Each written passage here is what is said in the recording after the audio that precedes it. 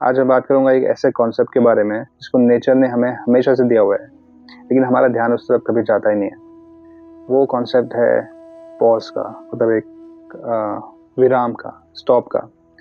जिस तरह से हमारे सांसों के पैटर्न में जब हम सांस लेते हैं, ब्रीद इन, देन उसके बाद एक छोटा सा विराम होता है, एक पॉज होता है, द पॉज।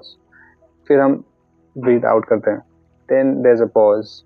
फिर हम ब्रीद इन करते हैं, फिर उसके बाद फिर ब्रीद आउट करते हैं। तो ये जो सांसों की जो ये माला है, जो ये चक्र है, लेकिन इसके बीच में पॉज है। लेकिन जब हम छोटे होते तो हम शायद, तब तो हम इस बारे में ज़्यादा सोचते नहीं, लेकिन जब जैसे जैसे बड़े होते हैं हम इस कॉन्सेप्ट को कम्प्लीटली भूल ही जाते हैं।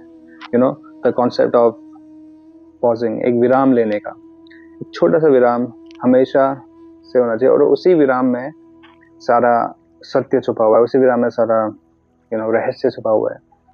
जिस तरह से मेडिटेशन में हम बोलते हैं कि आप सांसों पे ध्यान दो, सांस लो, फिर जो पॉज आ रहा है उस पर फोकस करो, then you breathe out, but you watch this whole circle.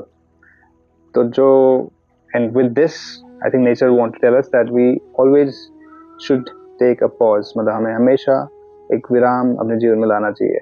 वो विराम ही, वहीं से हमें सारे अपने आंसर मिलेंगे, वहीं से जीवन के सारे रहस्य मिलेंगे।